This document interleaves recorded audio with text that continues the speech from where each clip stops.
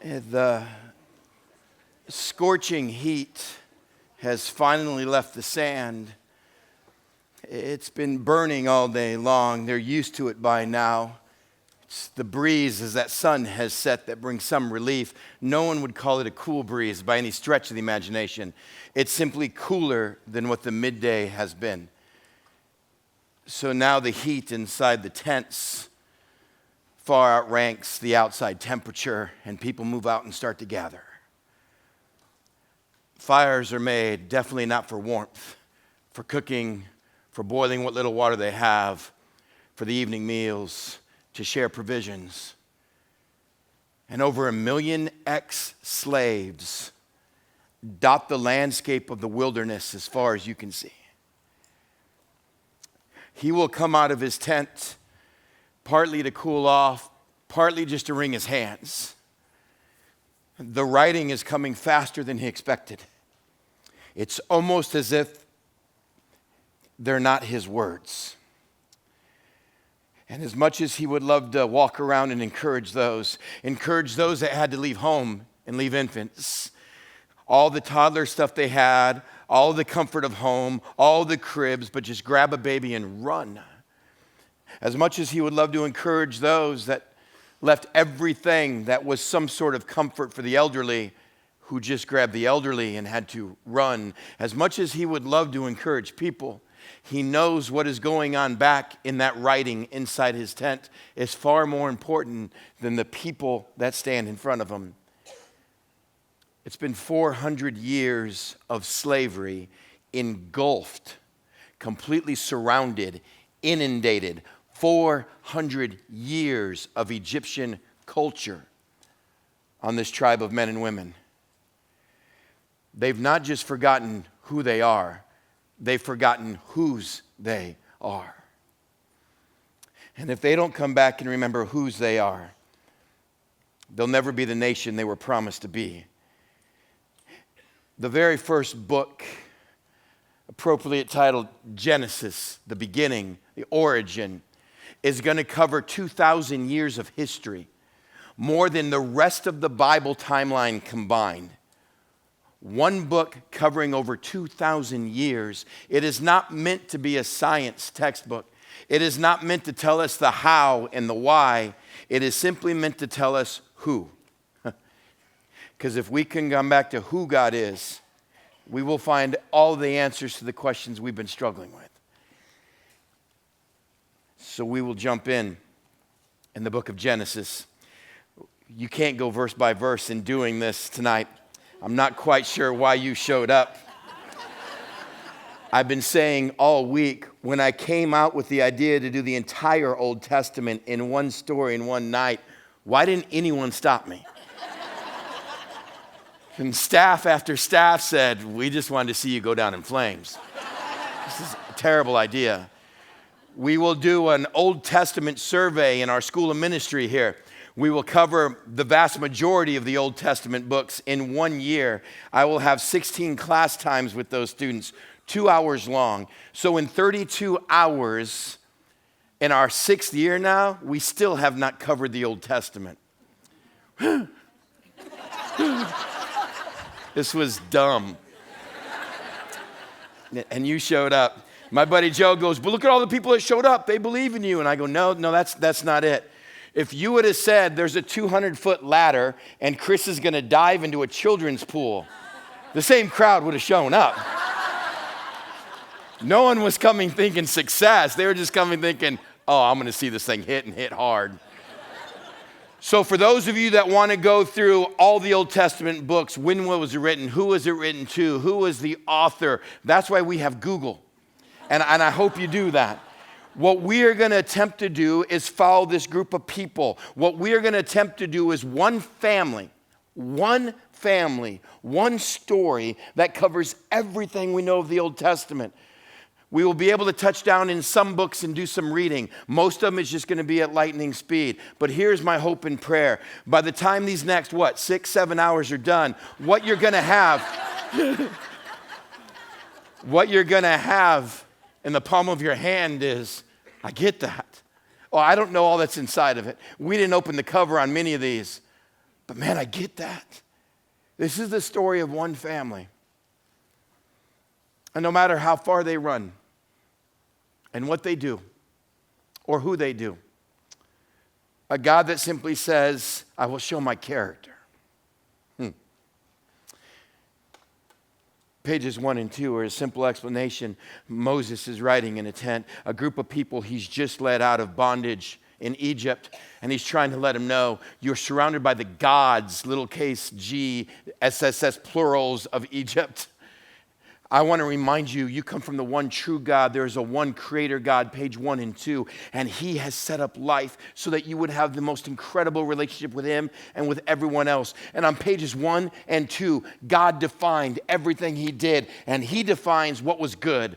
This is good. This is good. This is good. This is good. He made man and woman. This is good. And then we get to page 3, and he says, now I will allow you to define for yourself what is good. You can trust me with what I say, what is good and what is evil. But I'm going to give you free choice. I'm going to give you free will because there has to be love. And by definition, love is a choice. And because God is love, he can only create out of love. And what he makes is love. So love must have a choice. Will you follow what I say is good, or will you define it on your own? And Adam and Eve decided to define what is good and evil on their own. And we have been wrestling with this issue from page 3 till today. God defines, let me tell you what is good and what is evil. And we stand in our free will and go, I know better than that. I'm smarter than that. We're more advanced than that. We are culturally more sophisticated than that. Thanks, but no thanks. And on page 3, it's called the fall of man. And things start to spiral out of control in just a matter of 7 chapters. In a way, God is left with one choice. There is murder in the very first family, in the very first set of brothers, quickly followed by the men of the land, generations after Cain and Abel, that sing songs about how violent they are. And this is what is touted as heroes. And God decides to reboot. The flood didn't come out of God's anger. The flood didn't come out of God's wrath. The flood said God was grieved that he made humanity. The flood came out of God's brokenness.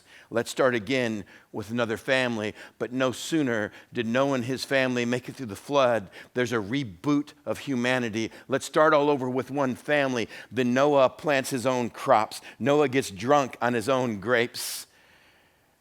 And the Hebrew is clear and yet very uncertain. Some despicable things seem to happen with Noah's nakedness and his sons. And this once again is humanity. Population grows, a Tower of Babel in the middle of Genesis in chapter 11. Let's see how high we can get to God. And God gives them different languages, and nations are scattered. What's he do now? Another flood? So from here on, we have a rescue attempt of God to the people that he made. And the first time we touch down is in Genesis chapter 12. In Genesis chapter 12, if you got a Bible, it's going to be a little fast and furious. Actually, we're only hitting like 6, I don't know. We'll see how the night and tomorrow goes. Genesis chapter 12. Now the Lord had said to Abraham, leave your country, your people, and your father's household, and go to the land I will show you. I will make you into a great nation. I will bless you. I will make your name great, and you will be a blessing to others. I will bless those who bless you, and whoever curses you, I will curse. And all the people of the earth will be blessed through you. So Abram left as the Lord had told him, and Lot went with him, and Abram was 75 years old when he set out from Haran. And he took his wife Sarah and his nephew Lot and all the possessions they had accumulated and the people that they had acquired in Haran, and they set out for the land of Canaan, and they arrived there. And Abram traveled through the land as far as the site of the great tree of Moreh at Shechem.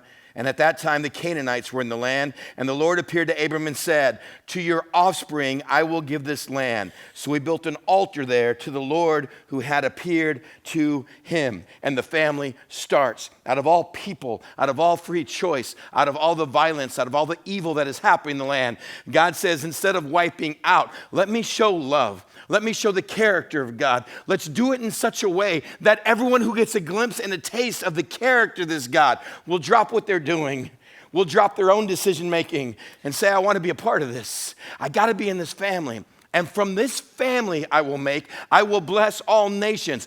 I am going to give you a land that the Canaanites are all in, the land of Canaan, but I will give you the borders and the boundaries. And through you and your descendants, all nations will be blessed. And we have this covenant relationship that happens with Abraham. And I wish we had hours just to spend on this covenant relationship. But Abraham has to go by faith. He's 75. He doesn't have a family. God picks the biggest loser in the earth he could find at that time. Not because you're 75, folks. 75 is a phenomenal age. But he's from the back hills of Babylon. It says his family comes from an idol-worshiping family. He's 75 years and he has no descendants. If God picked the most powerful young man to make a nation out of him, well, people will be patting him on the back for the rest of his life. God says, I want to do something in a way that everyone sees it's God, it's not you. And God still waits till the age of 90 before they have a son. And Abraham has Isaac, and Isaac has Jacob, and Jacob has 12 boys. And Jacob loves the 11th boy more than any of the other boys. In fact, he makes him a special coat of many colors, and he lets all the sons know, in Jacob's old age, that's my favorite son. Now parents. This is descriptive, not prescriptive. You don't set up a kid, especially with brothers who have got to be some 20 years older than him at this point, and say, this is my favorite son. And so one day in the end of Genesis, as Joseph is walking out to see how his brothers are working, which gives you a little hint, Joey doesn't work. Oh, he rides in the old Chevy pickup with Dad when they go out and they look at the acreage. He gets to roll down the windows as his brothers are sweating behind the plow, make a loud draw on the Slurpee that they stopped and picked up on the way. How you guys doing? Man, it looks hot. That's how windows rolled up back then. So when Dad sent them out to the field to get a good report, the brothers had enough of them, and they killed them. Throw him in the pit. We're going to kill him. Let him die. And one of the brothers said, whoa, we can't. He's still he's our brother. Let's not kill him. Let's sell him. That's the good brother.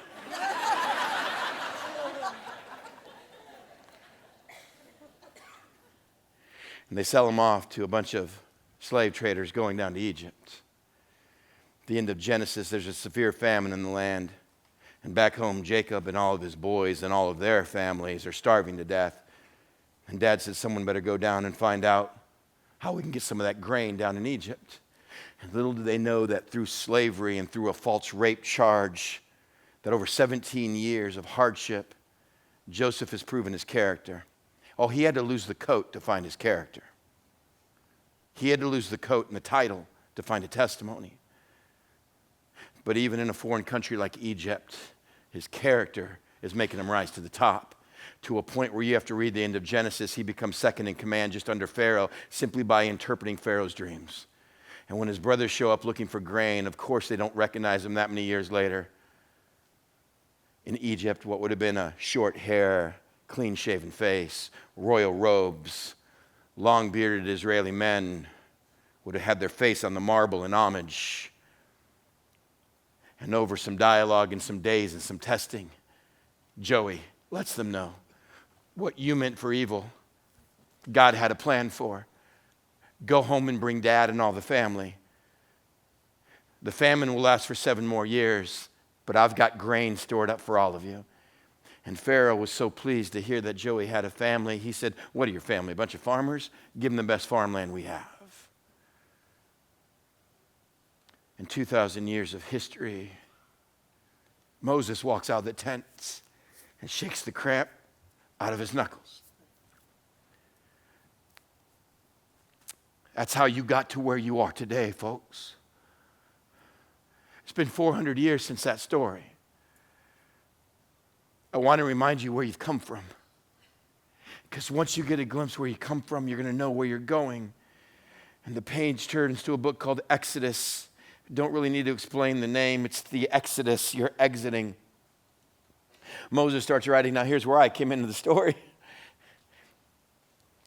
Pharaoh's a wicked, wicked man. It's 400 years past Joseph, so no one remembers how the Israelites got there. No one still feels like they owe him anything. 400 years is a very long time, folks. But now there's a new Pharaoh who looks at the way the Hebrew population has grown to over 1 million people. What if they ever turned from inside our great nation? What kind of civil war would we protect ourselves from then? So he stripped them of all their rights and all their abundance and all their luxury, and he's made them slaves, but they keep multiplying. They seem to have God, big G, favor, not Pharaoh's God's favor. And so now he has a new rule: kill every male baby that is born. You see, when you do that after a period of time, well, you get it. You will eradicate an entire nation. So infant slaughtering crews spread across the countryside and streets. They note down where the pregnant women live. They walk the streets at night listening for any cries, muffled noises. And infants are being slain. And Moses' mom takes him when he's born, and after she can't hide him after some months, she makes a basket covered in pitch. She puts it in the Nile River, and she puts it in the reeds. I know you saw the cartoon where he does this whitewater rapid ride, and there's crocodiles trying to get him, and this little baby's just cruising. It was an amazing cartoon, but that's stupid, okay? Your mom doesn't put her life, her family's life on the line to hide you. She doesn't make a perfect little basket covered in pitch and tar, waterproof. She doesn't feed you, wrap you in little clothes just to put you down the rapids.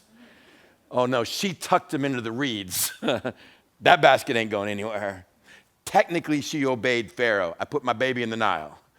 Young babies were being thrown in the river to be drowned. But my bet is mom also knows this is the beach where the who's who hang out. And she left Moses' older sister just to stand by and watch. Pharaoh's own daughter came down to bathe with her entourage. She noticed the basket. Someone bring it to me. Someone went out in the water and got it and said, there's a baby. It must be one of those Hebrew babies. Oh, I'd like to see a Hebrew baby. You ever brought a puppy home to your kids and then try to tell them it's not theirs? Don't ever. After a day at the beach playing with this little Hebrew baby, Pharaoh's daughter says, I'm keeping him. Seriously? You're going to tell your dad you're keeping him? I'm a princess. Daddy's princess. And Moses, the Hebrew baby supposedly to be killed, is now raised in Pharaoh's own palace with the best training, the best martial arts, till one day he's out and he sees someone beating on some of his own slave people. And he kills a man, and he has to run for his own life. And 40 years in the wilderness. See, Moses also has to learn to lose the title and the cloak before you find character. And a burning bush episode happens. Moses, take off your shoes. This is holy ground. Go tell Pharaoh to set my people free. 10 plagues hit that nation. This is where you and I in our hearts, when we simply do a cursory read through the Old Testament, we have some pain and anguish of a God that seems to slaughter people. We forget if he is a God of love, he must also be a God of justice. The cruelty of Egypt has run amok and out of control. The cruelty of a Pharaoh that demands the slaughter of every male baby in a population that numbers over 1 million people has to be stopped. So God will match plague, justice versus crime. And plague after plague after plague, and Pharaoh finally relents, get the people out of here. They cross the Red Sea. They get out to the wilderness. And as they're walking through the wilderness, now Moses is writing the stories. I'm bringing you back to that land. I'm bringing you back to what was promised to our great-great-great-great-grandfather Abraham, from Isaac, from Jacob, from the 12 tribes, the 400 years. This is where we're going, people. We're going back to a land of the one God, the creator God, that has made us as a nation. I'm taking you back to that promised land, a land flowing with milk and flowing with honey. And along the way, they stop. And that night before the last plague, they have a dinner party. And there are 2 chapters of how to throw a dinner party in the midst of plagues. 2 chapters about the last plague will come tonight. It's the plague of death. Every household must take a lamb. must kill it, must put the blood completely over your doorway. Roast that lamb, take it in and eat it. 2 chapters of how this dinner will be done. 2 chapters of a celebration that there will be an angel of death that will pass over your house if there is blood of a lamb on the doorway. And this is going to become incredibly important for the Jewish people. Today, still celebrating Passover today. And God brings them out into the desert. And before they get to the promised land, he wants to show them, this is the type of God you have. Exodus chapter 19. We are going much slower, by the way, through these 5 books. Because these 5 books make up the entire rest of the story of this family and what's happening. This family, now grown over to 1 million people, lost themselves in Egypt, became slaves. Now the sea splits. They come out into the wilderness. They're following this God Moses is telling them about, but they've never worshiped this God. They don't know this God. They don't have any books of the Bible. Genesis is being written right now in the bearded guy's tent. So they have no Sunday school. They have no prayers. They've lost everything. And in Exodus 19, this God shows up and says, let me give you a glimpse of who I am. And in Exodus 19, verse 10, and the Lord said to Moses, go to the people and consecrate them today and tomorrow, have them wash their clothes and be ready by the 3rd day, because on that day, the Lord will come down on Mount Sinai in the sight of all of his people. Why is God coming down? Just to show who he is? No, because we have a second covenant. God now is saying, look, we're once again going to ratify this covenant. We're once again going to let you know, you're going to be my people. I'm going to be your God. This wasn't just a promise to Abraham. Now we have an if-then statement. You see, if you back up to chapter 19, verse 1, it says, in the 3rd month, after the Israelites have escaped from Egypt, on the very day they came to the desert of Sinai, and after they set out from Rephidim, they entered the desert of Sinai, and Israel camped there in the desert in front of the mountain. Then Moses went up to God, and the Lord called to him from the mountain and said, this is what you are to say to the house of Jacob, and what you are to tell the people of Israel. You yourselves have seen what I did to Egypt, how I carried you on eagle's wings and brought you to myself. Now if, circle, highlight, underline, you obey me fully and keep my commandments, then, circle, highlight, underline, out of all nations, you will be my treasured possession. Although the whole earth is mine, you will be for me a kingdom of priests and a holy nation. These are the words you are to speak to the Israelites. God says, look at Moses, tell them from now on, this is going to be a relationship. Remind them what I've already done for them. Remind them I'm the God of the plagues. Remind them I'm the God that freed them from slavery. Remind them I'm the God that freed them from the oppression of an evil Pharaoh that demanded all their infants die. Remind them I showed them my power in Egypt. Remind them I'm the God that split the sea. Remind them I'm the God that's going to give them a land that was promised back in the first book, Genesis, to Abraham. God never says, you better follow me because I'm God. God always starts with, remind them what I've already done. Remind them of how much I love them. And then tell them, if they obey me, then out of all the people, out of all the world, they're going to be my treasured possession. They're going to be my kingdom of priests. What does a priest do in Old Testament culture? He reflects God to the rest of the people. Israel, once again, go back to the very beginning, to a promise that I made old Abe back in chapter 12, that through you, all nations will be blessed. If they follow me, the entire world will see what type of God I am through them. Whew, that's a big commitment. I'm going to give them a peek of the God who's making that commitment. Tell them in 3 days God will show up.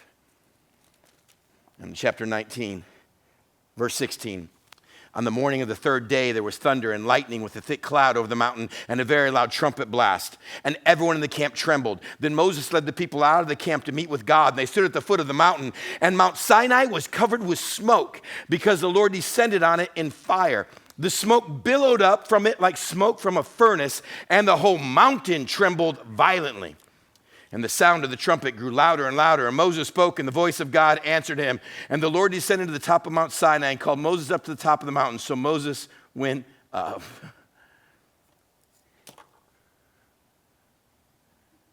When you're told God's going to show up in 3 days, you know that's been the conversation for the last 3 days. In the morning of the 3rd day, everyone's awoken by the trumpet blast. But no one's blowing a horn. It's coming from the mountain. And that giant mountain of granite turns into a volcano. Fire descends from the sky on it, not up from it. Smoke comes down and billows up. The mountain is shaking violently. The people are all standing at the base of it, hair plastered back. Oh, God! And he's like, that's right. Are you kidding me? He's all, look, I know I'm asking a lot. I know I'm asking you to put down your sense of what is good and what is evil. I know I'm asking you to trust me. I know I'm asking you that if you obey me, if you see this as the word of God, then here's my promise. I know I'm asking a lot from you. I know you're looking at your life differently. I know you look at success differently. So let me give you just a glimpse of the size of God that is offering you this relationship. Oh, man, if you and I are sitting there, you never fail again, don't you? You're sitting there and you see that, you're like, I'm following God my whole life. And no one walks away from there and goes, I was expecting a little more. Shut up. You're like, I'm in. How long's that experience going to last you? A lifetime? 40 days. Exodus chapter 32, the people realized it had been a long time since Moses went up to meet with God, since the laws are being given to him. So they went to number 2, Aaron, and said, why don't you make us a golden calf? Back in Egypt, we got to worship golden things. Well, it seems like a good idea. So they make a golden calf, and they have a party, and that party turns into an orgy. And in the midst of the orgy and the worship of the golden calf, and the worship of sexuality, Moses comes walking back into camp. Really? Out of the most, forgive me, mountaintop experience you've ever had in your life? 40 days? You're right back at it. So in Exodus chapter 32, verse 25, Moses saw that the people were running wild, that Aaron had let them get out of control, and they became a laughing stock to their enemies. So he stood at the entrance of the camp and said, whoever is for the Lord, come to me. And all the Levites, there's 12 tribes of Israel from the 12 sons of Jacob, and all those that came from the son of Levi rallied to him. And then he said to him, this is what the Lord God of Israel says, each man strap a sword to his side, go back and forth throughout the camp from one end to the other, each killing his brother, his friend, his neighbor. And the Levites did as Moses commanded. And on that day, about 3,000 of the people died. And Moses said, you have been set apart to the Lord today, for you are against your own sons and brothers, and he has blessed you this very day. There's a cancer in the body, and if you allow those cells to grow, it will kill the body.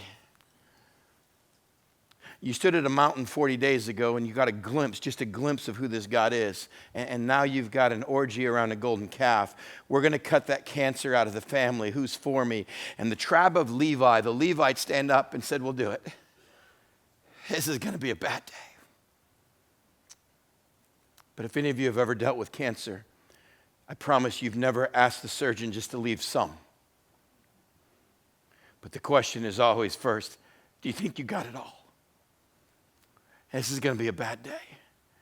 And Moses said, because you were willing to do the tough thing within the community, you've set yourself apart, you tribe of Levites. And now we have 13 chapters of blueprints on how to build the tent, the ark of God. It's a God that keeps saying, I'll be faithful even when you're not. I'll be faithful even when you're not. 13 chapters. I want you to set up a tabernacle. It's a mobile temple, if you will. And in the midst of that, I'm going to have you set up another tent. And in the midst of that, here's how you make the ark. You've seen it, Indiana Jones. Here's how you make the gold box with the angels on top. And it's going to be a sign. It's going to be my presence in the midst of the camp. And from chapters, those 13, it said, from now on, this tabernacle will be in the very center of Israel. And wherever you go, wherever you stop, you're going to set up in tribes completely surrounding this. This will always be at the very center of your community. And whenever we go to move on, you will put this tabernacle and the Levites and the ark of God up front. Wherever you go, you're going to follow God. And wherever you park, he's going to be the very center of this family, these 12 tribes, this nation of Israel. And Exodus ends with the setting up of the tabernacle. And Moses goes to enter it, and a cloud falls on it. And the very end of Exodus, we have this incredible tabernacle built, and no one can go into it. You see, we've got a problem. We've got a holy God that you caught a glimpse of, and we've shown over and over and over again, you're not holy. We've got a God of absolute power, holy, pure power. And you can't walk in the presence of that. So we need to solve this issue for this family called Israel. And we have a book called The Levites, like us, Leviticus. Hey, congratulations. You remember the guys that took a sword and did the hard thing that day? Cut out the cancer? You've set yourself apart. You are now the tribe of priests. You are going to be people that stand constantly in our community and say, this is what God says. You've chosen and you've shown that you will do the hard thing. Well, these guys all show up for work the next day and go, we don't know anything. Moses, like, I wrote you a book. All the laws are in this book. How to be a priest, how to instruct leaders. And the book of Leviticus is going to be this giant book filled with ritual purity and moral purity. Most of you have probably never read the book of Leviticus. If you started to, you probably stopped. It's weird. It's basically saying this is what is clean, this is what is unclean, this is what you can eat, this is what you can't eat, this is what you can wear, this is what you can't wear, this is how you can do your hair, this is how you don't do your hair. It was an entire book just trying to get people back to the understanding that there's clean and unclean. You're never going to be pure and holy, but this is a way for you to walk with a holy God. This is a way for you daily to show my heart is right with him. I will choose to obey him on what is right and what is wrong, even though in my own mind, I don't get it. Why can't we eat pig? Seriously? No barbecue ribs anymore? Oh, beef ribs? Come on. Big, thick, sinewy. No, I'm a fan if they're slow roasted, but you know what I mean. You gave me a book? It says no baby backs? Find me another religion. You got a book that says what type of linen I can and can't wear? In the midst of Leviticus, there are moral laws. Morally, here's how the people of God should act. You're about to go in the land of the Canaanites. The Canaanites have sex with anything and everything, especially their own family, their own parents, their own sisters, their own sons, their own daughters, and their animals. So there's an entire chapter devoted to, you're not going to have sex like that. You're not going to have anything to do with Canaanite religion. There's an entire chapters on morally, here's what the people of God look like. It's moral purity, and there's entire chapters on ritual purity. Here's what you can and can't eat. Here's what you can and can't wear. You are going to be a nation that looks and acts differently from the rest of the world. So the rest of the world can see, you're showing me there's clean and unclean. There's a God behind that. I want to see the God behind that. It is a book that is set up to bring justice into the world. How do you treat women? How do you treat widows? How do you treat orphans? How do you treat the foreigner? And the laws go on. And God said, my justice will now be your justice. And in the midst of this book, there's a day of atonement. One times a year, one times is a year, the high priest will take 2 goatses. One will be sacrificed as an atonement on this day. To represent blood is life, to represent our life comes from God, and to represent you take your life apart from God, that demands life. And there's a day of atonement, and one goat will be sacrificed. The other goat will be called the scapegoat. The high priest will put his hand on the goat, and he will pray all the sins of the nation on that goat. And then you will let that goat out in the wilderness to be banished. It's a removal from sins. It's a clear way of knowing how do we walk with God and how do we realize disobedience costs something. It's a book of Leviticus given to the Levites who back in this book decided we'll do the hard thing within our people. We'll call people to purity even when it hurts. From Genesis, Exodus to Leviticus, we have a book of Numbers. I hate the name. It's probably because there's a big census. There's I think 8 chapters, something like that, about a census that is taken and the numbers of the people. And you don't want to read that from the tribe of Dan, this many people, and the tribe of this many. It's the part of the Bible you just don't read. For them, it was great to see. This is how our people have grown. These are our tribes. This is part of God's promise to Abe way back in the beginning. The Hebrew title of this book is called In the Wilderness. The American title should be called How a Camping Trip Goes Bad. This is what sets up. This is how you camp around the ark of God. God will always be above the tabernacle, and fire at night and a cloud by day. And when that moves, you put God out in front and you move with him. And what should have just been a 2-week pilgrimage from Egypt to the promised land, well, we have Numbers chapter 14, verses 1 through 9. In Numbers chapter 13, Moses gets to the edge of the promised land, 2 weeks from Egypt up to the land of Israel. 2 weeks to get to the promised land, leaving a bunch of ex-slaves. They get up to the border, and Moses has this incredible idea by God. Hey, take a guy from every tribe. Take the best of the best of the best. Every tribe, send me someone who's going to be a spy. That tells you the type of person you're looking for. Probably got a little mass to him, but probably quick on the feet. Probably pretty decent with some weapons. We're going to send 12 spies into the land that God's about to give us, the promised land. Now, Moses simply said, go get a report and come back to us and tell us the type of land God has given to us. The problem is, 10 of those spies came back and said, we can't do this. Are you kidding me? We're a bunch of ex-slaves. We're brick makers. They have armies. They have fortified cities. They have defenses. There's no. Well, what about the land? Oh, don't get me wrong. The land is amazing. Holy cow. Have you seen the agriculture in that land? I mean, look at the size of the fruit. And they bring back some proof. But I tell you, we can't take the people. They're like giants. We look like grasshoppers to them. 2 guys, Joshua and Caleb, stand there and go, whoa, time out. You're looking at this purely from a human standpoint. God's already given us the land. We're just supposed to say what the land looks like. And of course, all the people go, oh, how big are the people? And they start grumbling and complaining. There's absolutely no way we can go into that land. And in chapter 14, verse 1, that night all the people of the community raised their voices and wept aloud.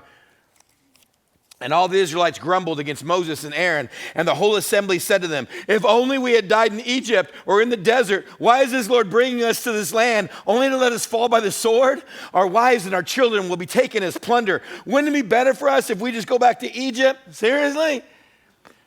The guys that beat you and killed your children. I don't know how followers of God can be so stupid.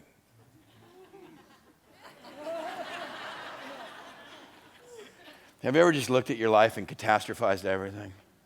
And I'm like, wait, you want to just say that again and think about it for a second? All this following God and coming out here, it'd be so much better. And I was like, ah. But man, it spreads in the community once again. They said to each other, we should choose a leader and go back to Egypt. And Moses and Aaron fell face down in the front of the whole Israelite assembly gathered there. Joshua, son of Nun, and Caleb, son of Jephunneh, who were among those who had explored the land, tore their clothes and said to the entire Israelite assembly, the land we passed through and explored is exceedingly good. If the Lord is pleased with us, he will lead us into the land, a land flowing with milk and honey, and give it to us. Only do not rebel against the Lord, and do not be afraid of the people of the land, because we will swallow them up. Their protection is gone, but the Lord is with us. Do not be afraid of them. Great speech. So the whole assembly talked about killing them. Well, there you go. And now we have a book of Numbers. 12 spies. A mutiny happens. And God says, this is your faith? Back to the wilderness. I'll let your kids into the land if they have a better heart than you, but not you. And what should have been 2 weeks from Egypt, across the Red Sea and across the Nile and up to Israel, they get to the border and no one has any faith in God. And God says then back to the wilderness. And now we have the book of Numbers. It is going to be 40 years of a faithful God that will let you waste your whole life in rebellion, and and rebellion. But even in rebellion, God provides manna on the ground. God provides water when they don't have any water. God is protecting them throughout this entire story. And we have the book of Numbers. Their generation now dies 40 years in the wilderness, and we have the book of Deuteronomy. Deuteronomy simply means a second law or a second giving of the law. You see, we got a promise to Abraham and his family. After they sold his son Joseph into Egypt after 400 years, we have an exodus out of Egypt with this family because they need to know how to walk with this God and be with a holy God. There's a group of Levites that say, we set ourselves apart. We will do the hard thing in front of the people. And there's a book then about how to walk with this God. So now let's go take the land, a census, numbers of how many people are going into this land. But there in the middle of it, they all decide we can't do this. But the entire point of this story, all the way back to the beginning, is a God that never wants you to think you can do that. Because the moment you think you can do that, then you start patting yourself on the back. And God said, look, I picked a dude and made him have a kid when he was 90. Just to show you who I am and what I do. I gave you a glimpse on the mountaintop of who I am, just to show you who I am and what I do. And now we get the next generation, these people that grumbled and complained all the way through the desert. Their kids now show up on the edge of the promised land. Deuteronomy, a second giving of the law, a second law. It repeats basically so much of what's in Leviticus. But Moses now has the children of the grumbling and complaining parents and says, let's try this again. You've grown up in the wilderness. Is that really how you want to do your family? And he gives this law again to his people. In Deuteronomy chapter 6 has the Shema. Deuteronomy chapter 6, verse 4. Hear, O Israel, the Lord our God, the Lord is one. Love the Lord your God with all your heart, with all your soul, with all your strength. These commands that I give you today are to be upon your hearts. Impress them on your children. Talk about them when you sit at home, when you walk along the road, when you lie down, and when you get up. Tie them as symbols on your hands. Bind them on your foreheads. Write them on the doorframes of your houses and on your gates. And when the Lord your God brings you into the land he swore to your fathers, to Abraham, Isaac, and Jacob to give you, a land with large flourishing cities that you did not build, houses filled with all kinds of good things that you did not provide, wells that you did not dig, vineyards and olive groves you did not plant, and when you eat and are satisfied, be careful that you do not forget the Lord who brought you out of Egypt, out of the land of slavery. Here in Hebrew, Shema. Hear, listen, understand. You have a second shot at God's grace. But God's about to give you success. And the most dangerous thing about success is you're going to think it's about you. Success is harder to deal with as children of God than failure. Failure usually makes us dependent. Success just makes me dumb. Success makes me think I had something to do with this. And God's about to give you a land of incredible success. So parent, it's your job when you sit with your kids, when you walk with your kids, when you drive with your kids, when you work with your kids, to drip in who this God is and what he's done, and who this God is and what he's done, and who this God is and what he's done. And every good thing and every great thing and every luxury and every gift comes from him. It's a second giving, Deuteronomy, a second law to a group of people. And Moses is begging. He ends this with a speech. You can have blessings or exile, life or death. But their hearts are hard. And after his farewell speech, Moses dies. 5 books of the Bible, 5 books written by Moses, called the Pentateuch, or the Torah, or the books of the law, or the books of Moses. 5 books that tell us this is God and this is his rescue mission. These are the people that rebel over and over and over and over again. And a God that says, I got a purpose here. My purpose isn't really to bless you. My purpose is to bless every nation. I have to start somewhere. So I made my own family out of Abraham, a guy who couldn't make his own family. And this is a story of a God that will constantly live up to his end of the deal when the people won't live up to theirs. And there's a funeral. And everyone gathers in the valley. And down in front with the lid open is a long, white-bearded man skin drenched, wrinkled, beaten down by 40 years of leading in the wilderness. And a nation wonders, on the edge of the promised land, a promised land our parents couldn't get because of their rebellion, whining and complaining and lack of faith. Who leads us now? And everyone looks to a young leader standing under the shade of a broom tree, whose stomach is in his throat all day long. Moses' intern is named Joshua. It's up to you. This next book in the Bible, Joshua and Judges, shows what happens in the land at this time. And Joshua now has to lead the children from these people that wander in the wilderness into the promised land. So they know full well, if we blow this, if we don't do this right, it's back to the desert, people. The desert sucks. Sorry for those of you that came down from Victorville. The desert sucks. And the weight of an entire nation is on his shoulders. The weight of a promise given to Abraham, all the way back here, is on his shoulders. The weight of what God wants to do through this covenant relationship is on his shoulders. And we have a very Moses-esque beginning to the book of Joshua. He's simply called to follow the law. Do not let this book of the law depart from your mouth. Meditate on it day and night. Do not turn to the left or to the right. Be very careful to do everything written in it, and I will be with you always. Joshua, be strong and courageous. Be strong and courageous. Be strong and courageous. If God tells you 3 times to be strong and courageous, it's because you feel really weak and you are terrified. And just like God called Moses, God calls Joshua. It's not about you. You follow me, and I promise we'll be good. So the very next thing he does is he calls and he sends spies into the land. Sound familiar? People, we did this 40 years ago. We're going to do this again. He sends spies in the land, and they come back with an amazing report. The problem is the Jordan River is at flood stage. That's a boundary to get into the land. And God says, put me out in front, buddy. And they take the ark and they walk into the flood.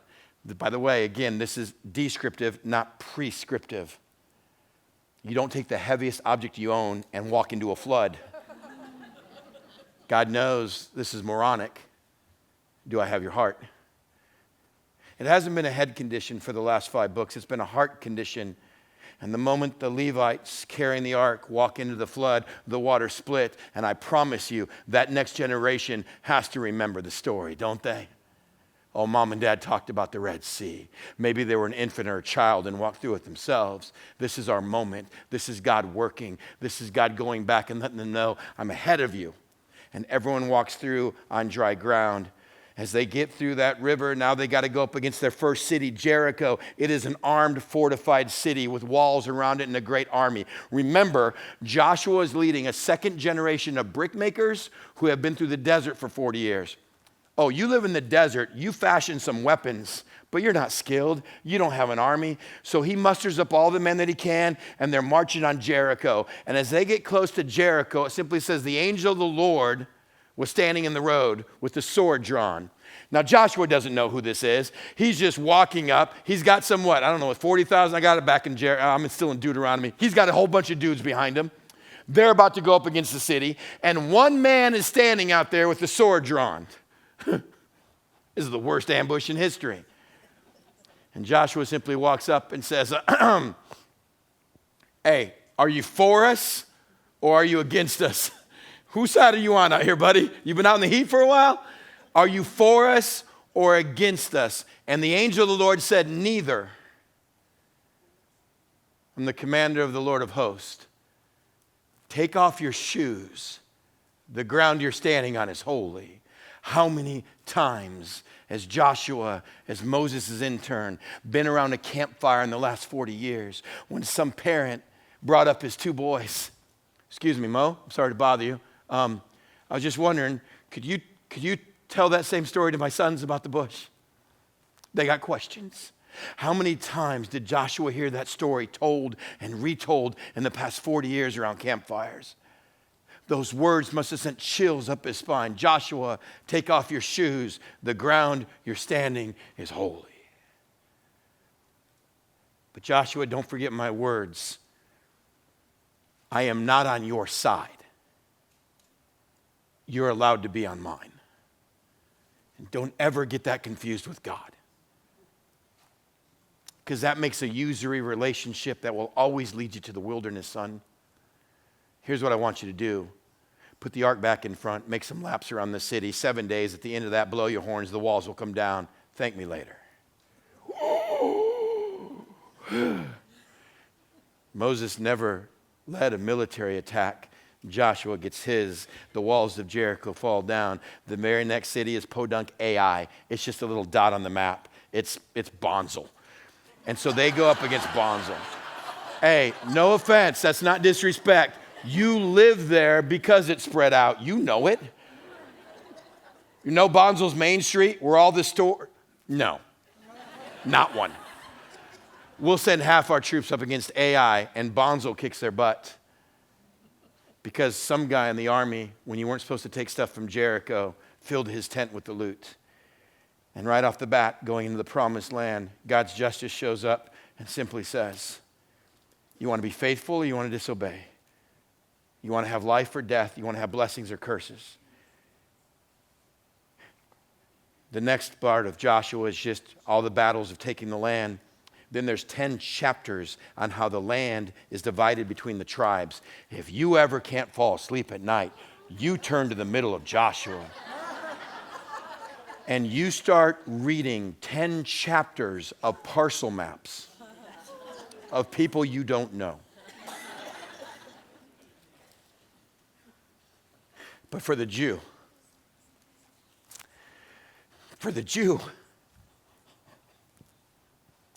we just got it.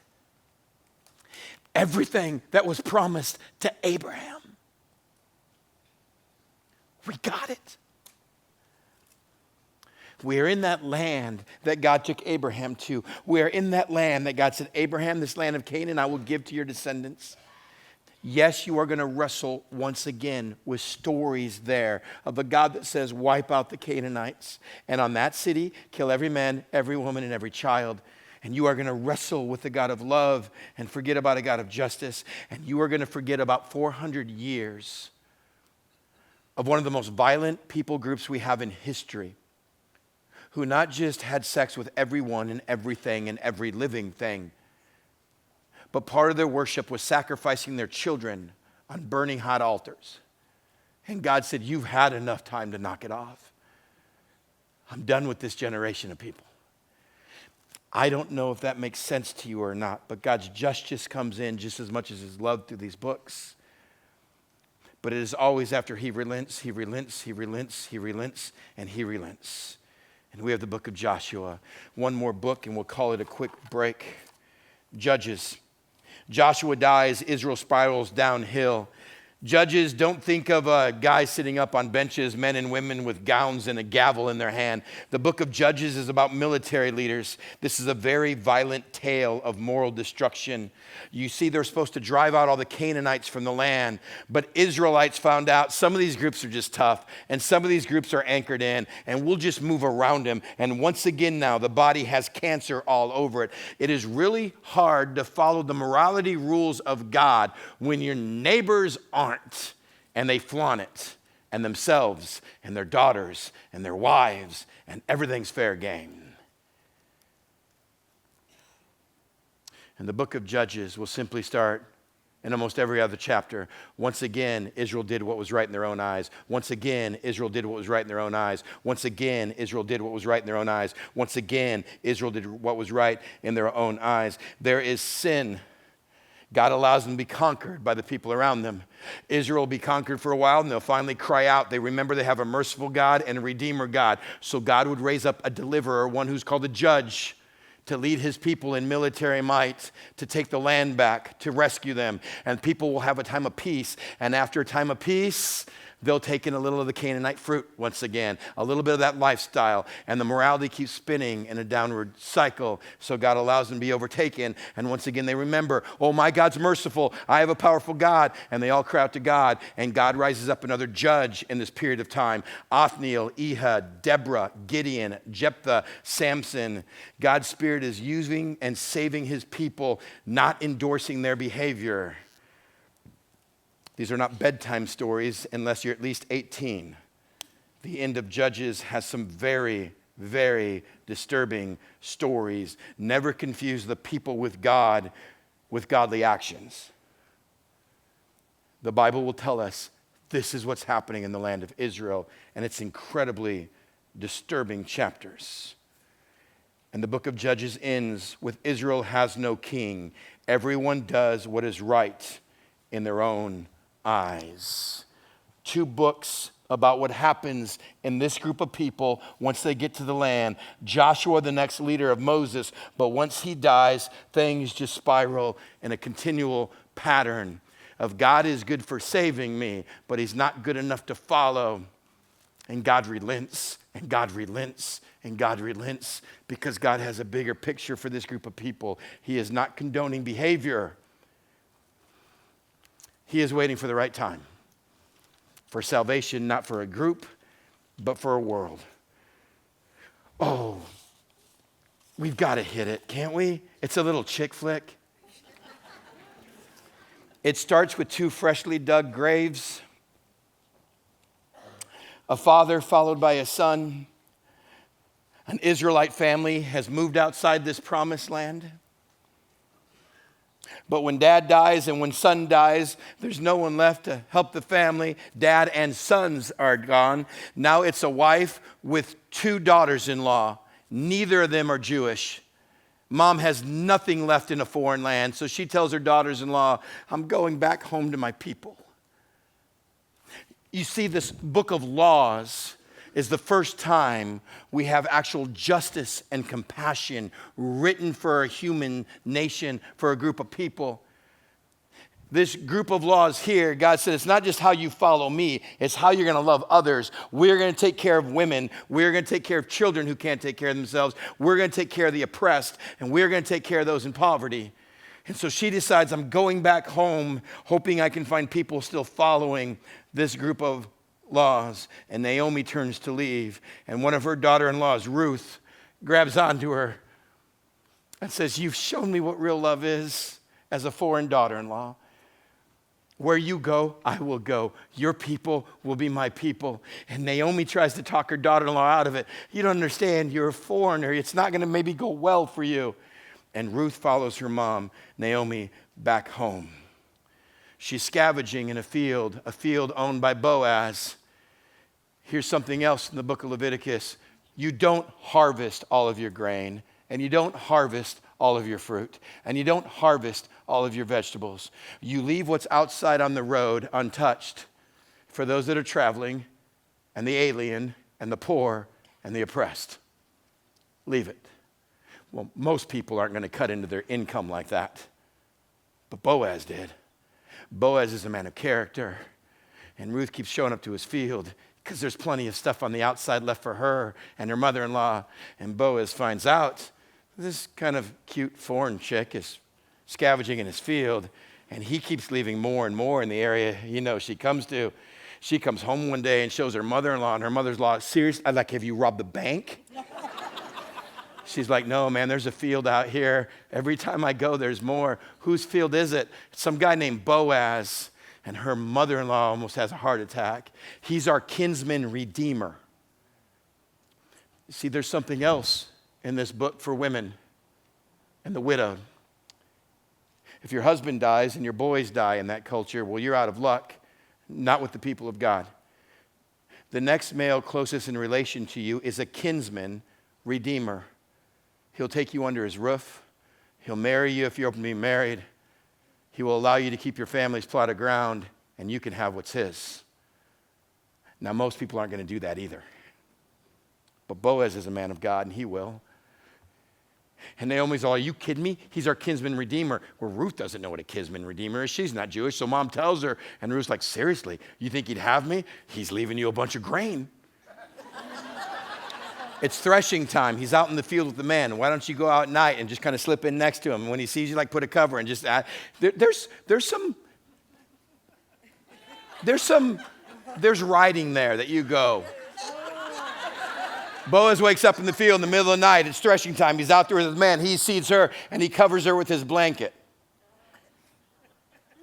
I'll just leave it at that. Maybe he just covered her with his blanket. He's a guy of noble character. He goes to the city gate. That's where this business has to be done. And he's going to claim Ruth as his wife. And he finds out there is another man, closer relative than him. And instead of doing a shady business deal, he does it publicly, and he calls the man out. I'm willing to help them out. I'll take the family's land and all, but you're next in line. And the guy's like, oh, seriously? There's a will, and I get land? I'll take it. Okay, but you have to also marry this non-Jewish woman who's a Moabite. And his wife's like, And he's like, oh, man, I got to pass. And as soon as he finishes that, and Boaz, oh, she's mine. Booyah. It is a story of love and loyalty. It's only 4 chapters. It doesn't seem to fit in the whole story that well until you see what's happening in the land, until you know what's going on in Joshua and Judges. When you see the darkness of the people in Canaan, there is hope. I'm going to give you a little romantic comedy. It's a short film of noble character and what it looks like when someone does this, even at their own expense. In the midst of the darkness, is there any hope for this family? There's a 4-page chick flick that simply says, God's still at work. For those that want him to be, God's still at work. It's going to take me 10 minutes to turn this board around to what's written on the back side. I know right now you're counting the books, and you're looking at how many Old Testament, and you're saying, we don't have a chance. In the next 50 minutes, I'll take you up on that. I know we don't have a chance. 1st and 2nd Samuel, 1st and 2nd Kings.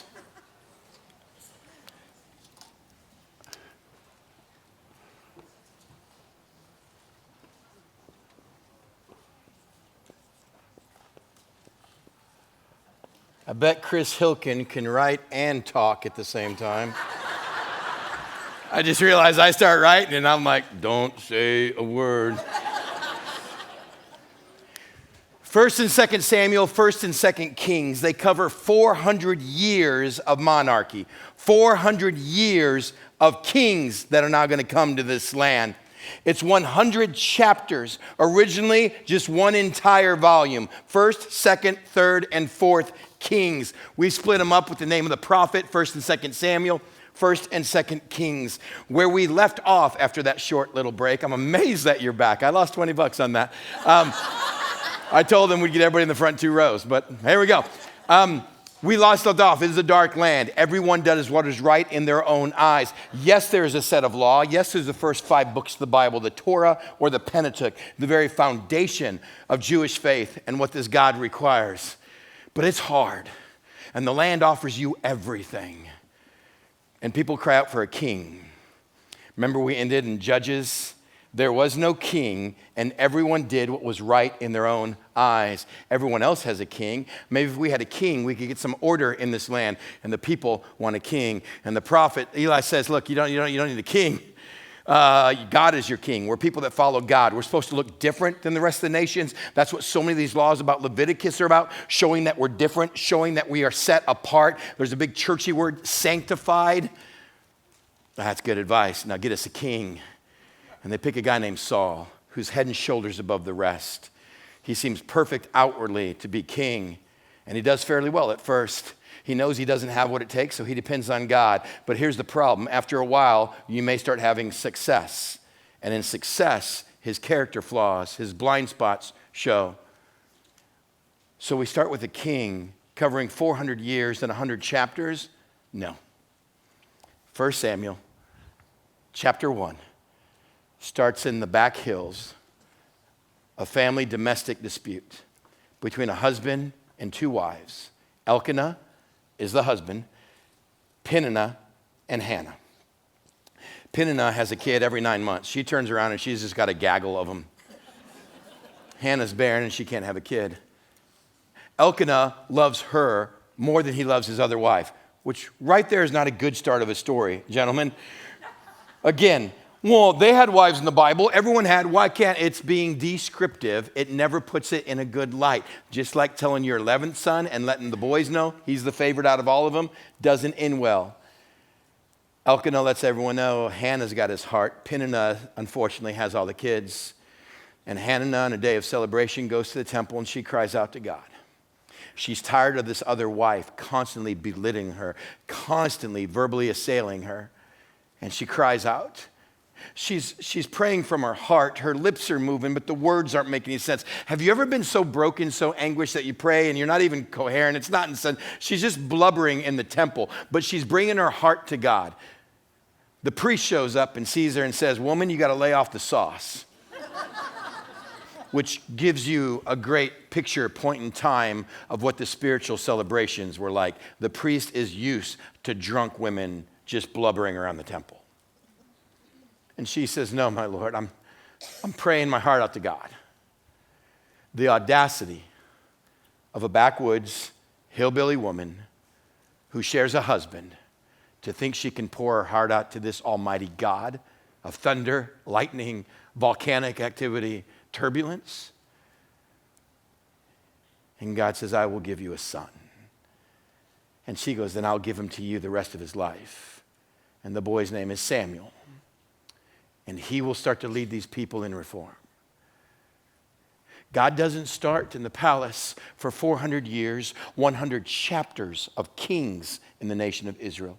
God doesn't start in a throne room or at an election. God starts with some backwoods woman who thinks she can pour out her heart to God. And then God says, "Print it. This is the type of thinking I'm looking for in Israel." They have a king named Saul. Saul, like I said, had successes and got caught up in his successes. Saul's not doing very well. In fact, he comes to a place at time in this where the Philistines next door, close to the Mediterranean, the sea people, they're rising up in power and in might. And we got these warring factions that are happening. They're at a stalemate down in the valley because they got a giant, a behemoth of a man who's the undisputed heavyweight champion of the world. And for 40 days, every morning and every evening, this guy comes out and takes the field and simply lets it yell, "Bring me a man!" Sounds like prayers of other women at times, doesn't it, too? You can pour out your heart and whatever it is. "Bring me a man! One-on-one, mano-a-mano, winner takes all." And for 40 days, you've got your king, you've got your nation, and they're paralyzed physically, spiritually. And a shepherd boy is sent to find out how his brothers are doing with cheese and bread. Now, King Saul has simply said, "Dude, if anybody can go out and fight this guy, I'll give him tax exemption, I'll give him wealth, and he can have any of my daughters. Yeah, you can marry a princess. You can be in the family." Because Saul is head and shoulders above the rest. See, when their biggest man comes out and asks for a warrior, everyone looks at your biggest man. And for 40 days, this king's willing to give anything to anyone if it's not his neck on the line. David's motives are pretty clear. Chicks and bucks, I love God, chicks and bucks. And it's in the text 4 times. What will be done for the man who kills this guy? Women and money. David turned to a second group and brought up the same matter. And then David said, "Who is this uncircumcised Philistines that he's defying the ranks of the living God?" His brothers came and said, "Why are you out here stirring up trouble? Why are you asking about the reward? We know how conceited you are." And David ignored them, turned to another group, and for the 3rd time brought up, "What type of women and money can I get if I kill Goliath?" And God said, print it. They never told me this story in Sunday school.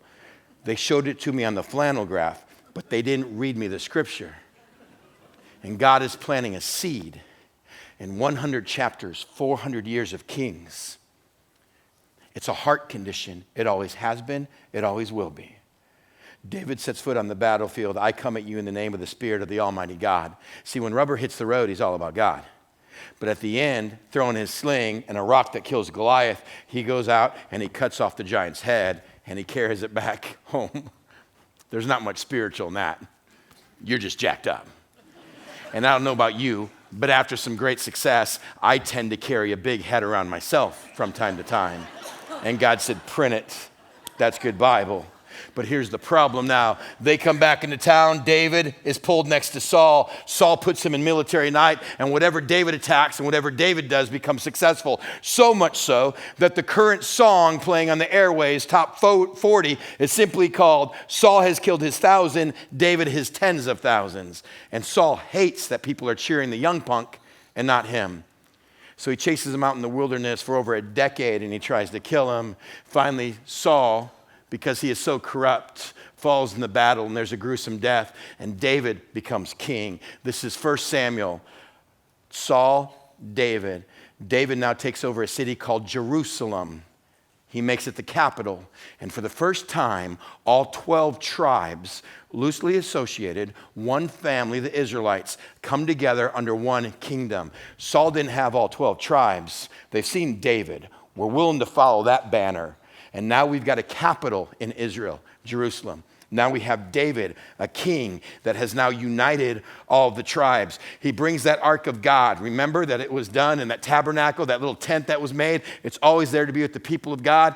We want to bring it to the capital, and he wants to make God a temple so everyone can come and see this. But here's the problem. David has success, and David starts to spiral. If you ever stood in Jerusalem, and David's temple is still there, and if you ever looked at the rooftops, you could flip nickels and land them on about 7 rooftops. And I'm not talking 100 feet down. I'm talking 15 to 20 feet away. See, one night David is out in his castle, and he's looking at all the activity around him, and he sees her, and she's bathing. And he tells his attendant to bring her to me. David, you've got multiple wives. Yes, but I'm king. He gets the neighbor's wife pregnant. To cover it up, he kills his neighbor, so he can't say it's not his kid. And the second king, a man after God's own heart, starts this spiral. When the prophet Nathan comes and confronts him on what he did, he'll repent. He'll find forgiveness. But there's consequences in the family. In the very next chapters, we have a next guy simply called Amnon.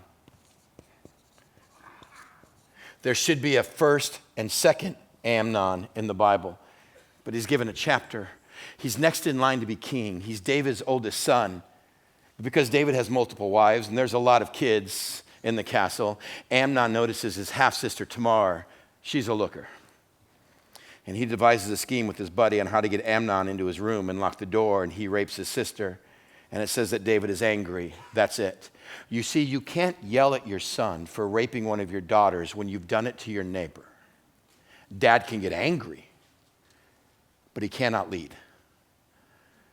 Absalom, a half-brother, Tamar's full brother, is so irate that my older brother did this to my daughter, and dad won't do anything. He lets a year go by. They're out in the fields collecting the harvest, and Absalom walks up with a sword, and he kills Amnon, and he bleeds to death in the field. See, that's what happens to the king's prince from the castle on the hill.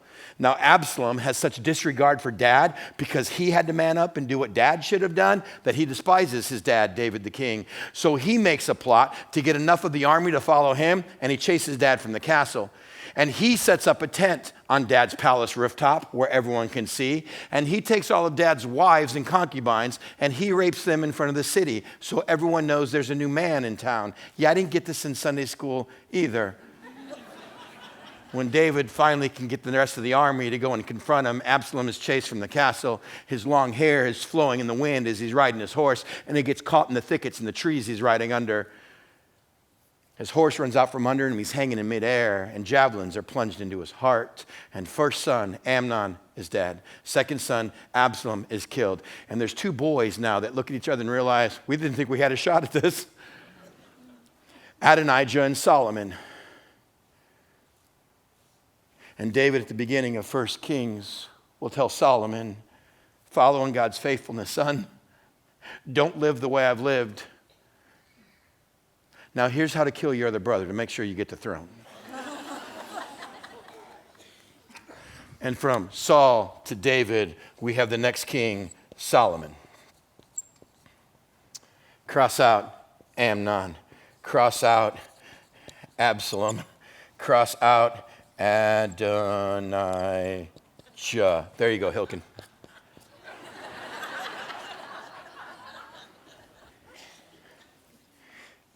I didn't get any of this growing up in church, and maybe it wasn't meant for second grade ears.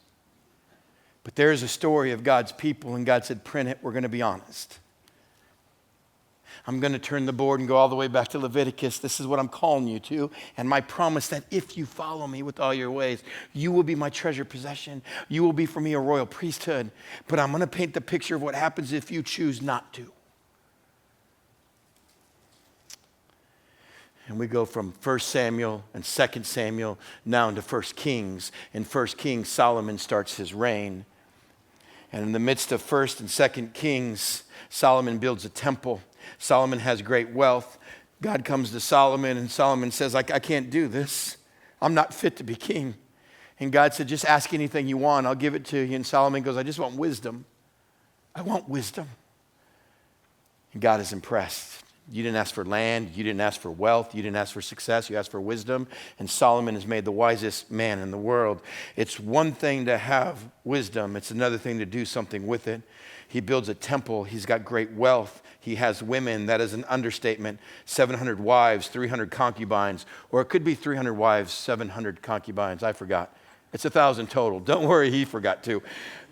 He's got 1,000 women. And his life spirals out of control. He not only brings in the women that are associated with him, he brings in their gods. He has a son, Rehoboam, and that's who he leaves the throne to. And he begs Rehoboam, don't do like Grandpa David did.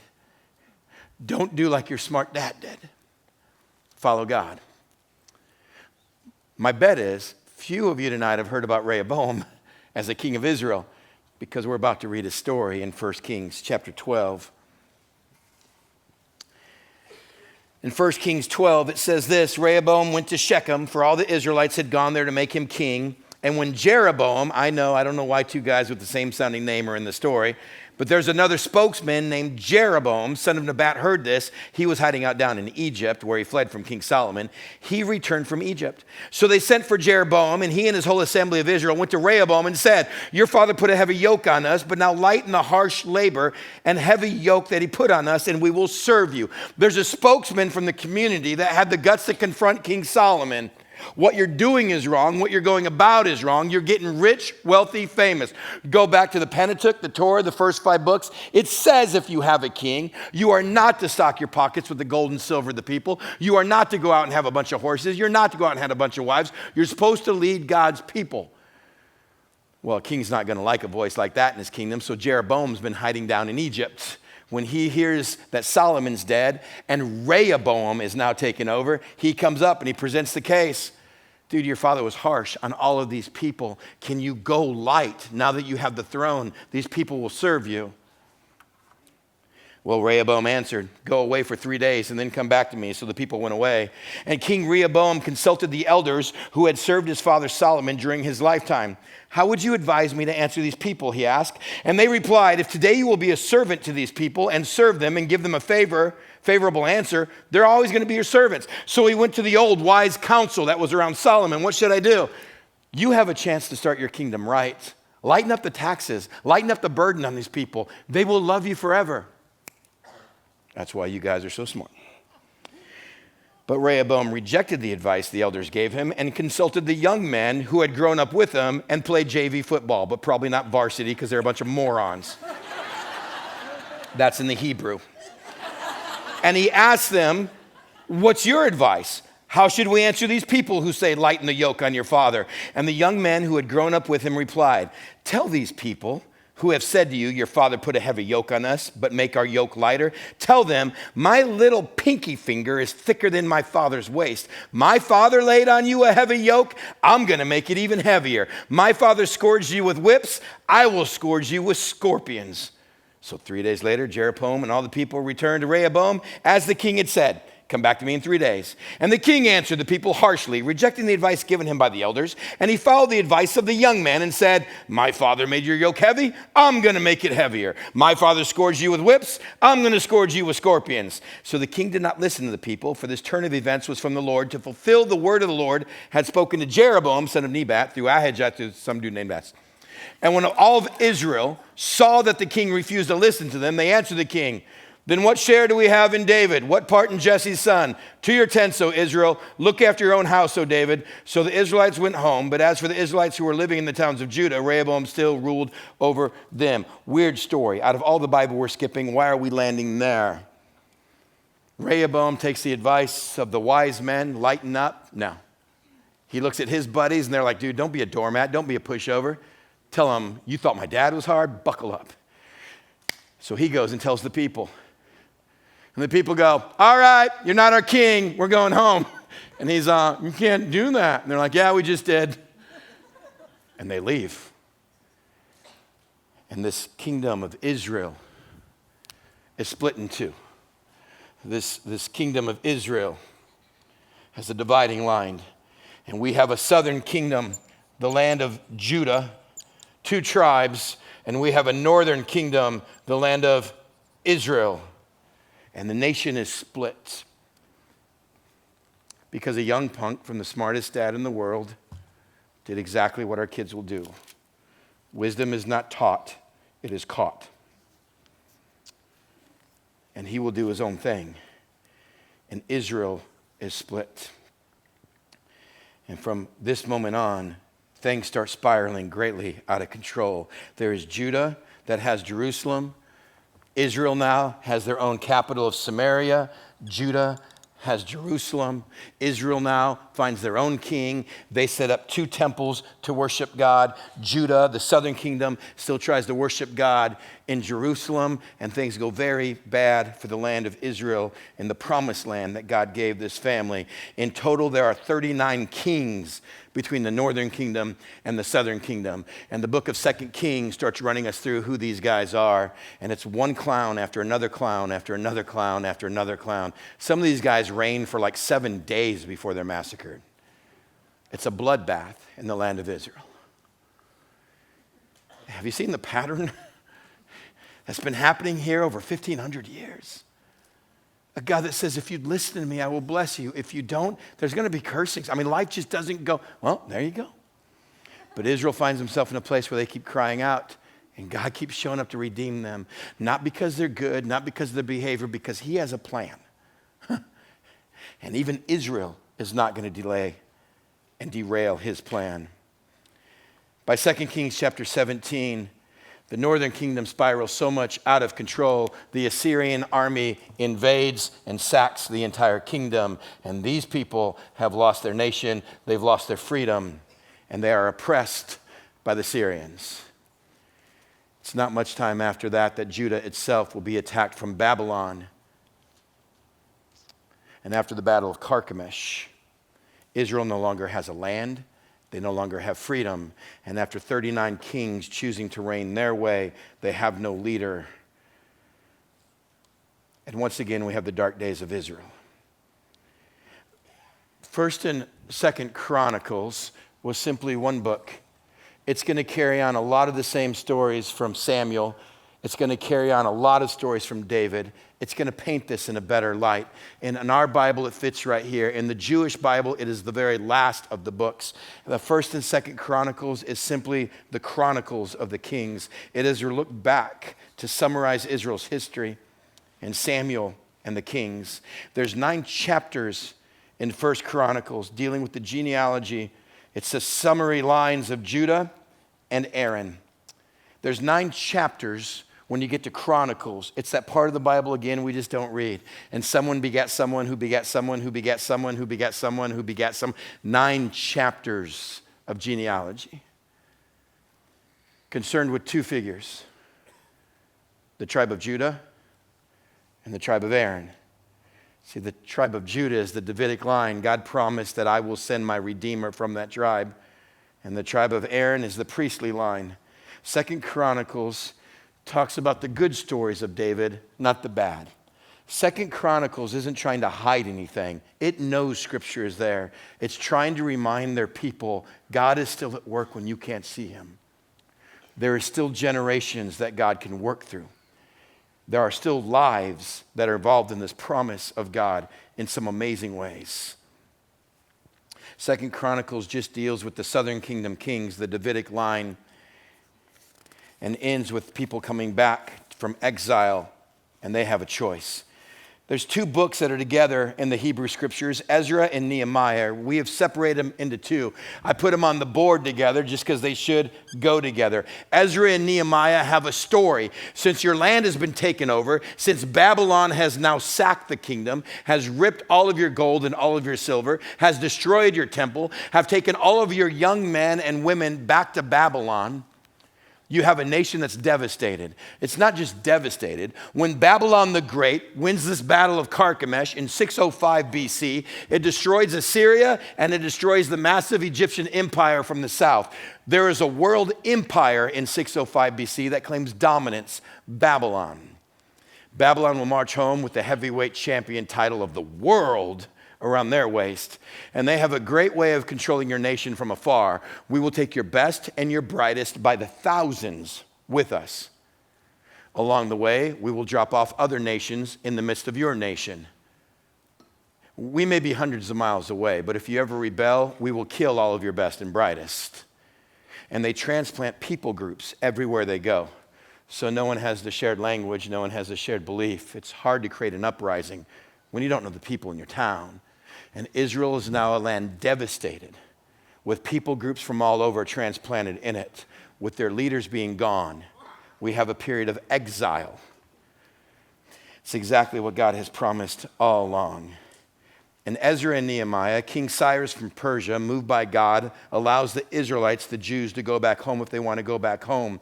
There are 3 main characters. For the purpose of time, let me just summarize this book. There's Zerubbabel, Ezra, and Nehemiah.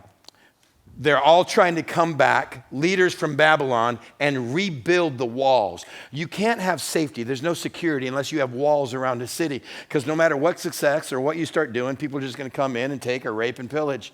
So everyone wants to come back and build the walls. Everyone wants to get the city-state of Israel going again.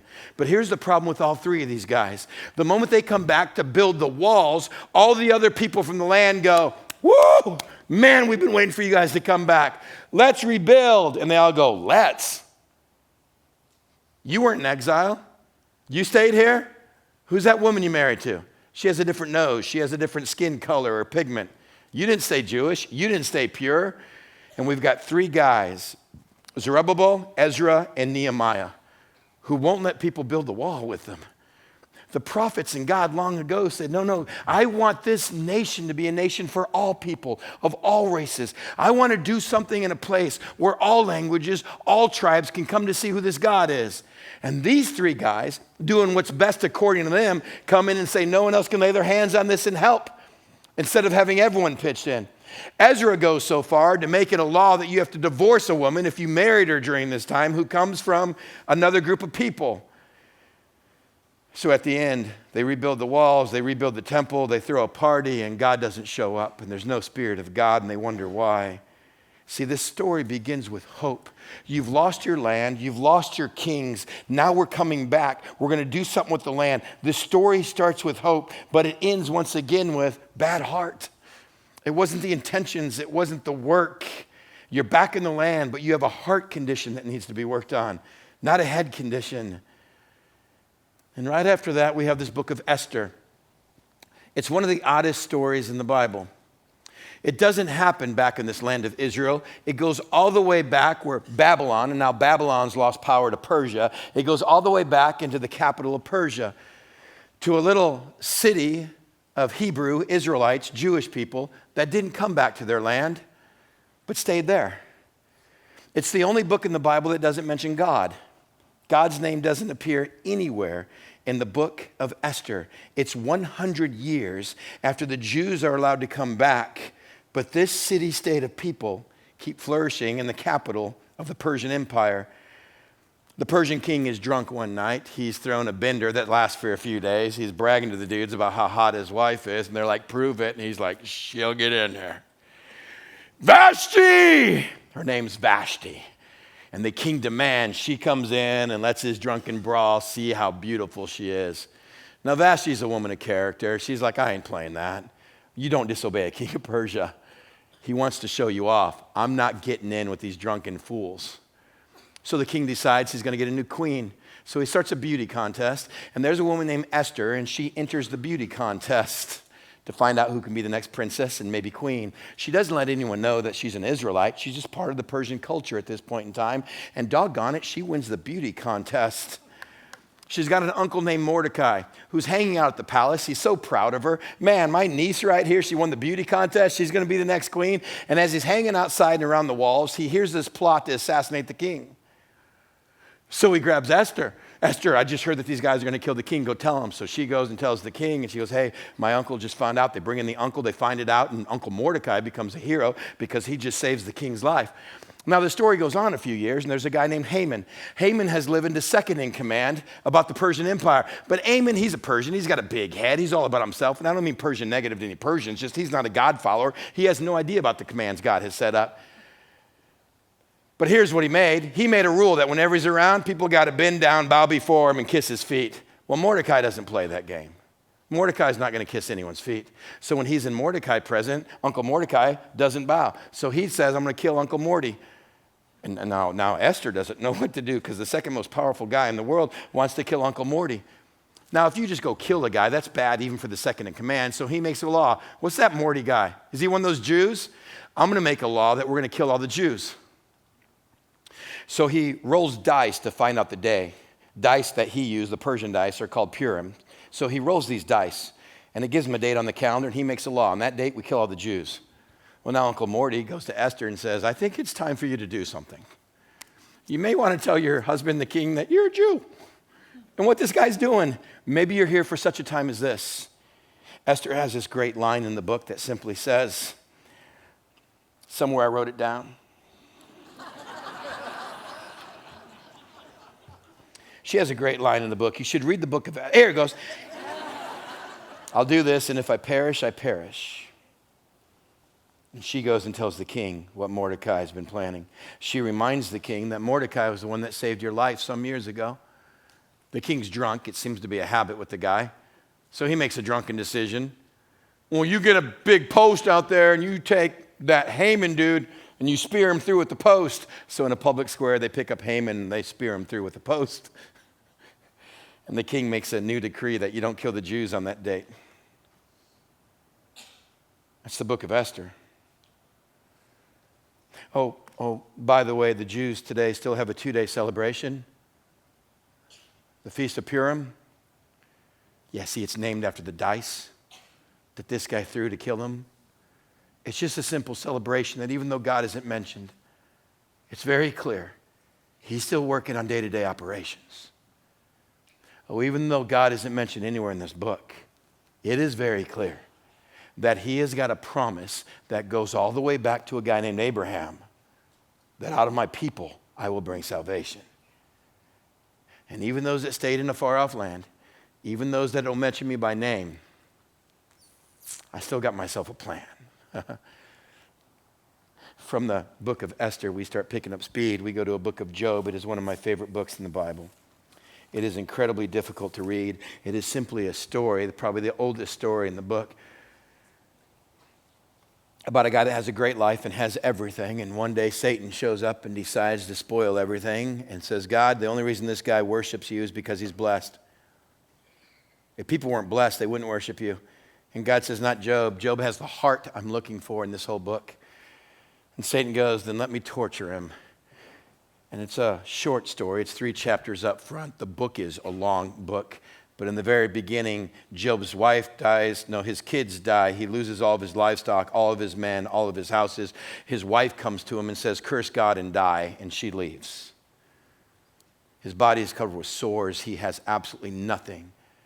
And for about 35 chapters, it's this weird discourse, this book of Job. It's Hebrew poetry for like 35 chapters. 4 friends keep coming in front of Job saying, God is a God of justice.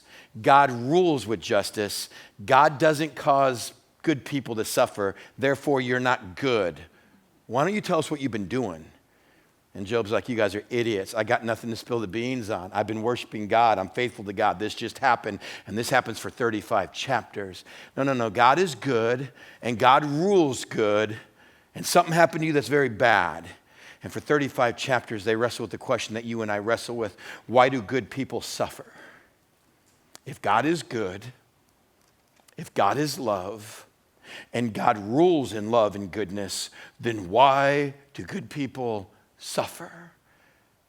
And there's no answer. When his friends don't make any sense, Job is a roller coaster of emotions. And toward the end of the book, he finally blasts God.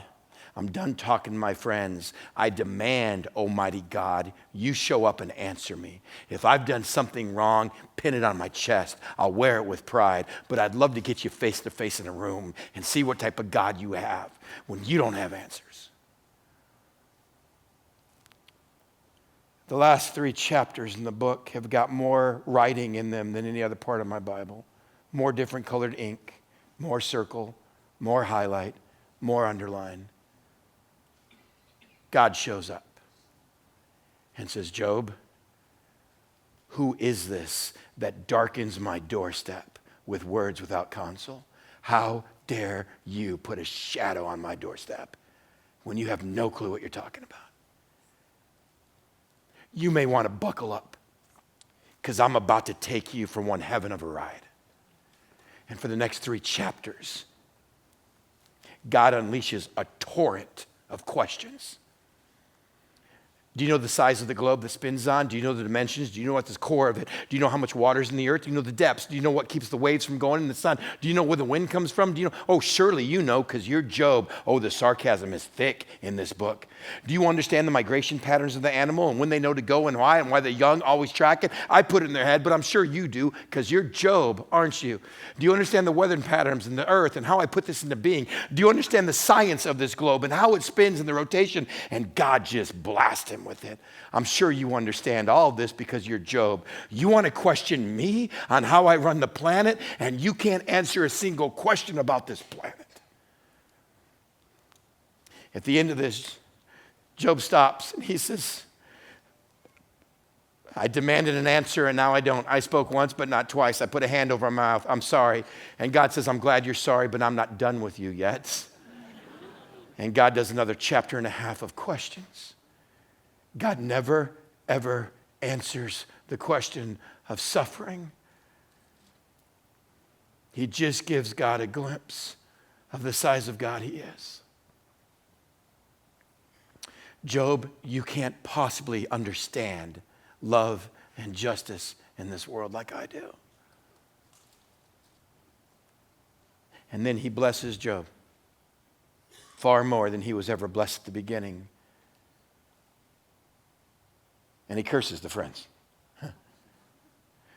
Job, you lost your family and your wife and your kids. You have every right to be upset with me. Don't get upset at me.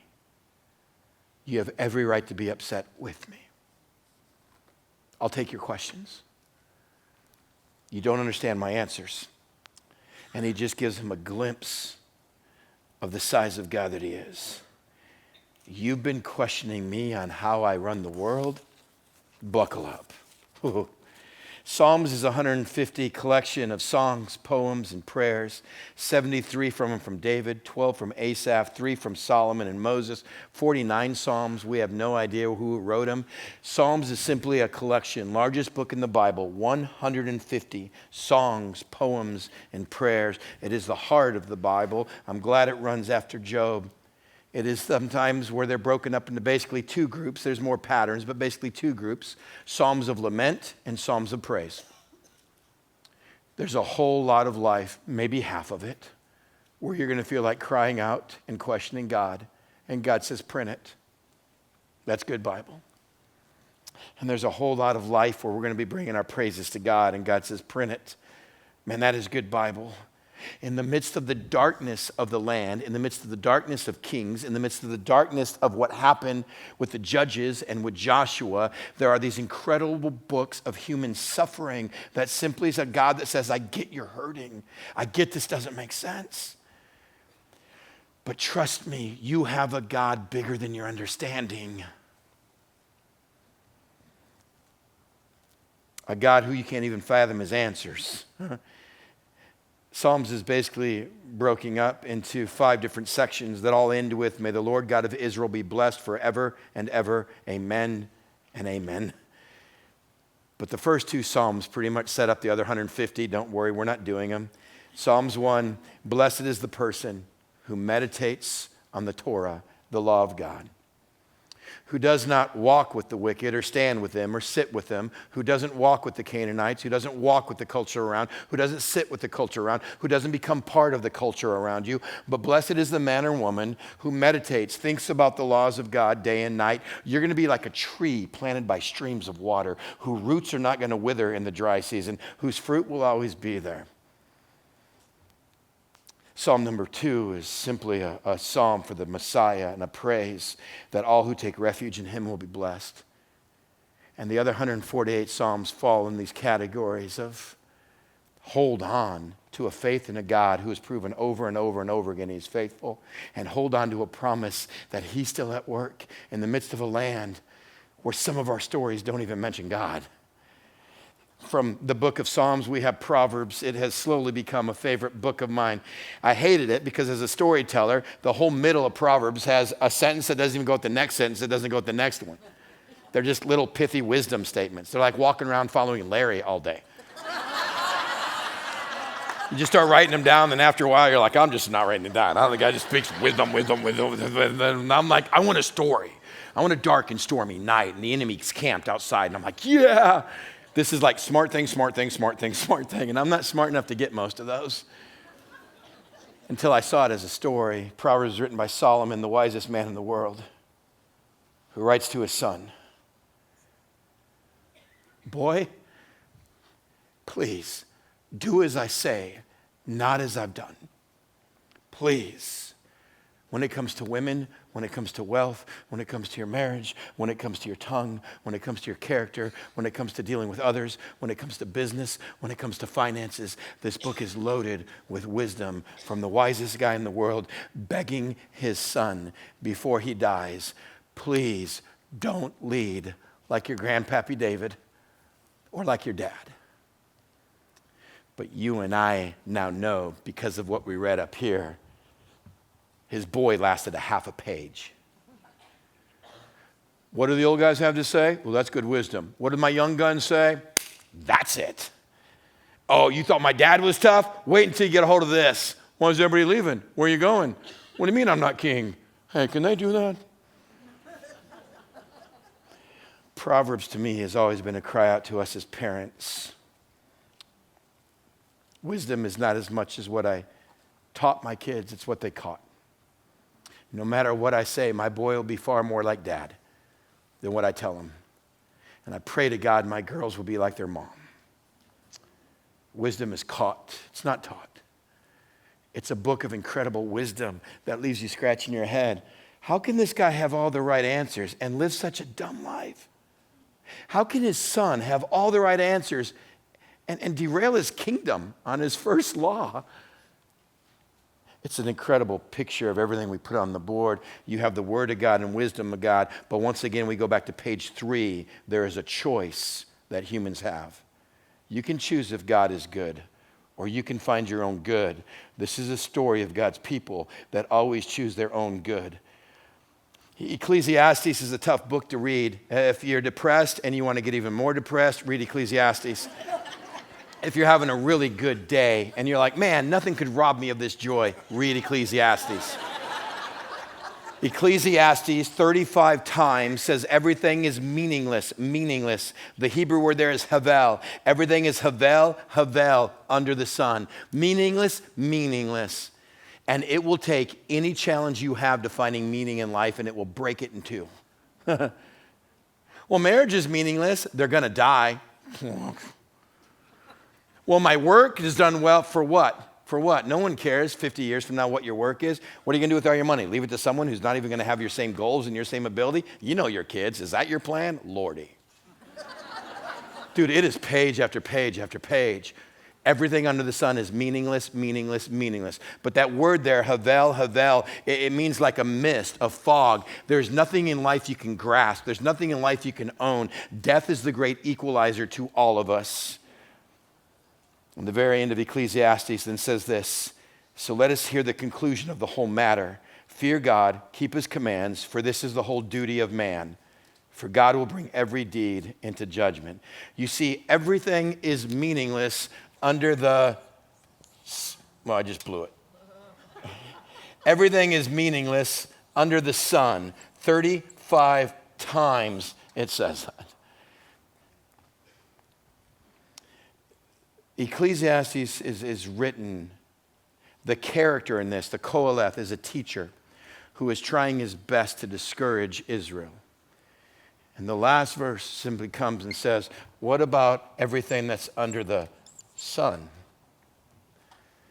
That's the only place you're going to find something of meaning and worth. Ecclesiastes is a great picture of Israel. No matter what else we chase, no matter what else we do, I haven't found it.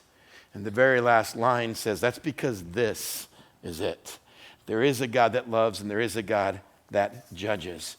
Okay, we're on the home stretch. And by home stretch, I mean we're coming down because we hit Song of Songs. I can't even talk about it because there's children present. This is the book I started reading when I was 10 in church. And my mom would look down the row and go, oh, Chris is actually reading scripture. Mm-hmm. Her breasts are like coconuts. And I said, I'm going to climb that tree and I'm going to caress those coconuts. And I'm like, life verse, life verse. Song of Songs is 8 chapters of some of the most erotic poetry we have. Don't worry, parents, I'm not going any further. Song of Songs. And I love that Song of Songs. This is the song of all songs. It is 8 chapters of some of the most erotic poetry we have in all of literature, and it belongs to the people of God. Yes! This erotic dialogue is an intense desire and discourse between a bride and a groom that are chasing each other and want to fulfill their passions. Many analogies have said, well, this is just a picture of God and the church. And I'm like, oh, I hope not. Well, this is just Jesus' love for his people. Yeah, no. In the last 80 years, archaeologists have found a lot of more romantic poetry from this era, which causes us to realize, I think this is exactly what it is. God says, I have a gift for you. Man, trust me with this. We have seen the sexuality of our kings and our leaders spiral out of control. I like to call Song of Songs simply the Garden of Eden. Here's what I offer you. I gave it to you in page 1 and 2 and you blew it. Page 2 of the Bible ends with naked man and naked woman who enjoyed each other and felt no shame. There is no guilt, no shame, no barrier between two. Song of Songs is just a reflection of what intimacy looks like when done the right way. It's a good book. Lamentations, it's probably the book I know least about. It's 5 poems from the fall and exile. It is 5 poems just dealing with the pain and confusion, the grief and suffering of God's people through exile. It doesn't give an answer to human suffering. The book of Lamentations simply says, God knows and understands your suffering, and it is allowed. He does hear it. I don't have an answer for it either, folks. But in the midst of Israel's dark time, in the midst of a nation that was ripped off, in the midst of people that were in exile, the book of Lamentations is a memorial of your pain and suffering. There's legitimacy to your hurt and pain. No answer to it. God hears, and God writes it.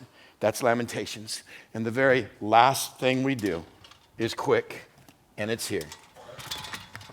Yay!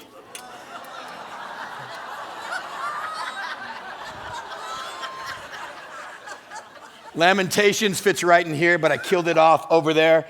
Now the book ends with the prophets. Isaiah, Jeremiah, Ezekiel, Daniel. These are the big boys. They're called the major prophets. Hosea, Joel, Amos, Obadiah, Jonah, Micah, Nahum, Habakkuk, Zephaniah, Haggai, Zechariah, Malachi. These are called minor prophets, not because they're lesser, not because they weren't as good. Their books are just smaller. If you want to start with the prophet, start reading one of these. These are smaller books. These are bigger books. Bigger books, bigger books. We're going to hit it all together. Prophets are sometimes the most understood guys. We're going to cover all these with just this statement. It says this. I always saw these guys as like Gandalf and Voldemort or Obi-Wan or Gargamel. These guys all graduated from Hogwarts. They got some pointy hat and they got a staff that does something, and they're just predicting wild, crazy junk about the future. And in a lot of civilizations, that's what a prophet did. In Israel in the Old Testament, a biblical prophet couldn't be further from that. He's not foretelling the future. He's forthtelling the word of God.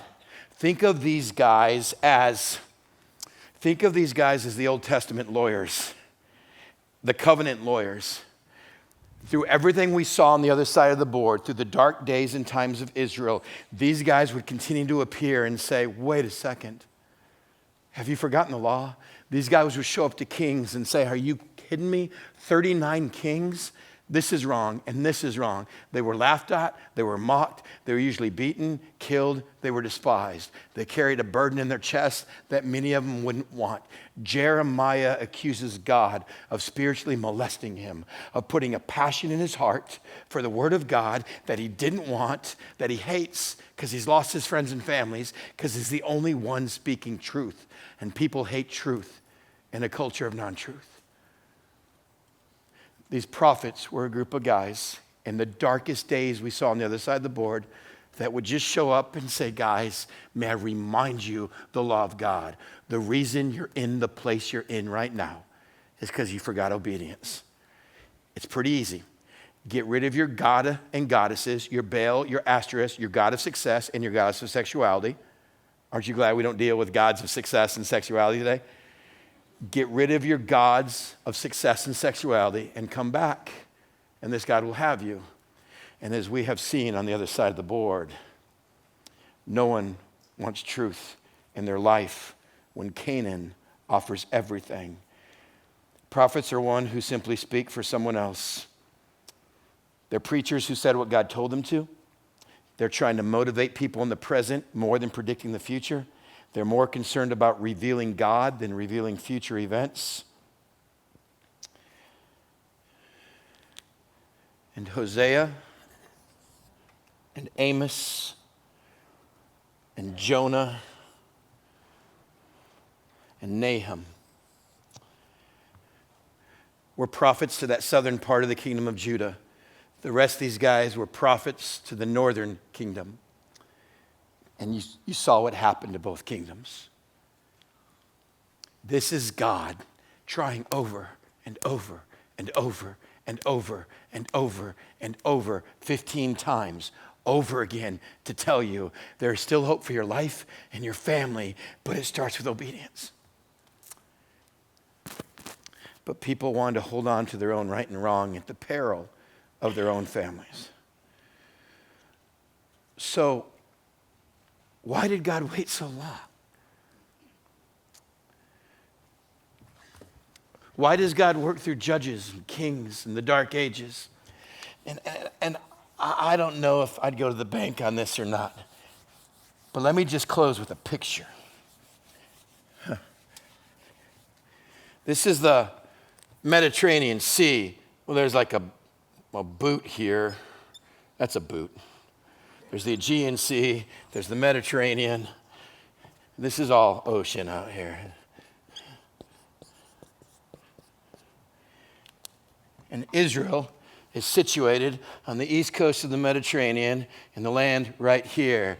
This is the great Egyptian empire. Of course, we know Rome will be up here one day. This is the Mediterranean Sea. All things Asia are that way. Everything to the Fertile Valley and crescents of Babylon is that way. Assyria, Turkey, and north is all this way. The Old Testament will be quiet for 400 years. And then we will start with the story about a little small podunk village right here called Bethlehem. No other time in history could Bethlehem have happened and rocked a known world. But by the first century, with the Roman government and with the Roman infrastructure, you know the old saying, all roads lead to, yeah. For the first time in history, one cataclysmic event could be carried if it was strategically in the right location.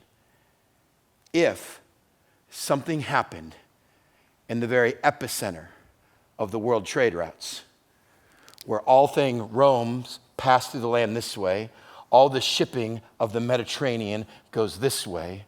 This has everything traveling to the vast continent of Africa has to come through this way, and all things Asia come through that way. This, for the first time in the history of civilization, has become the place of the crossroads of the entire known world. At no other time in history could that have happened. And God set up his family in a little circle of land in Israel at a place where the world empires would have to travel. Now, if you wanted to pick a spot on the map that news could travel from, you just nailed it. But until he could bring Messiah, Son of God, where nations could hear about it, he had to deal with a family who time and time again said, my way, my way, my way.